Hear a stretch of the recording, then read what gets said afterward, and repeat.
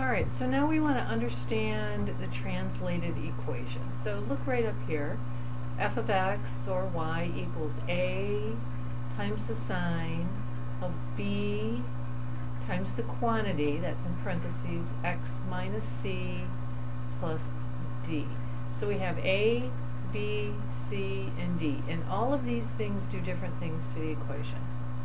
So what I have graphed here in this applet is a pure graph sine curve, and it's more than one period because it continues on past 2 pi. So I'm going to play with each of these things, and we will just talk through in words what it does. So a is 1. A is the amplitude, and we already calculated that back when we looked at the pure graph. So here's your maximum right here. If you were to carry that over, that would be on the y scale 1. And then here's your minimum, and if you carry that over to the y scale, that would be negative. So you have an amplitude of 1. So now look what happens when I increase the amplitude. So the black is the translated, that's what I'm changing, and the red is the pure graph. So look, as A gets bigger, that's the amplitude, look, those maximums get bigger and the minimums get smaller. Let me try and go back to 1. There we go, and do it again. So A is the amplitude. See how much taller? Now I'm not doing anything else, am I? I'm not shifting it right to left. I'm not changing the period. All I'm doing is changing the amplitude. Now, here's a fun thing. Let's make it negative and watch what happens. What do you think is going to happen? Well, first of all, it's less than 1, so it's getting smaller and smaller. And when it's negative, look, it flips. That's pretty cool, like a slinky or something. So see how it just flipped right over? Okay, so if you will, your maximum now is your minimum, and your minimum is now your maximum. Alright, so that's the A. So let me come back and try and leave that at 1. And let's jump to D. Oh, I didn't quite leave that at 1. You can play with this on your own too, it's kind of fun. Okay, so let's jump to D. That's the other easy one to understand. Here's a plus D at the end. So when I change D, let's make it positive, look what's happening. It's shifting the whole graph upwards, not changing the amplitude or anything else, it's just shifting it upwards. We call that a vertical shift. So when D is 0, there we go, make it 0 here. When D is 0, we got the pure graph, and when D is positive, it shifts upwards. What do you think happens if D is negative? Yep, shifts downwards. Good. So that's D. Try and get it back here on 0. Okay.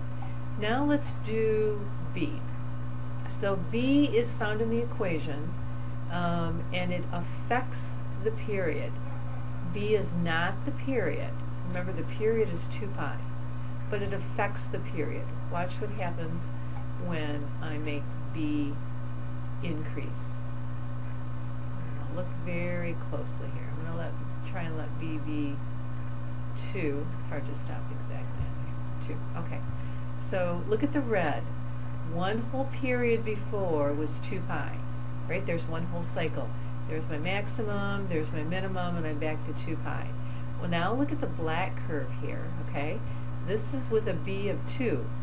So now follow my cursor. So we go up to a maximum, down to a minimum, and back at pi. So now we have a cycle that is pi, which is half of what it was before. See, there's a relationship with this B equals 2 and the period being half of what it was before, because there's a whole other cycle. So think of it this way also. Think of getting 2 cycles in what you used to get 1 cycle in. Alright, so now let's take B the other way, and I'm going to try real hard to stop it at 1.5.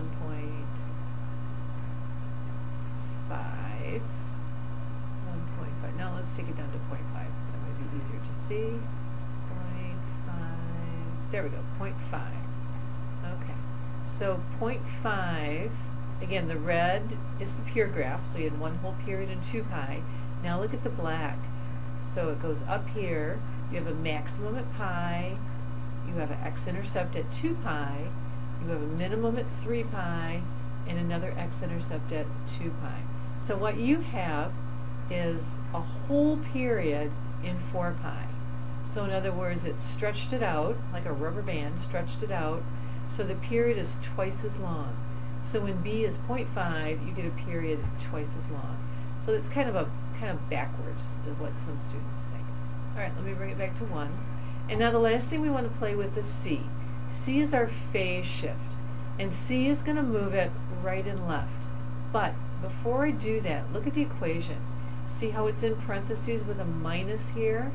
So if you've done translations with quadratics and with radicals, you realize that it moves opposite of what you think. So let me move and make c positive. Okay? So see how the equation is moving to the right? Okay? But look what happened here. Let me try and get it right on 2. There we go, right on 2. Okay. So it moved, it did move to the right, or it moved to the left, however you want to think of that. Here's a maximum here, but there's also a maximum over here.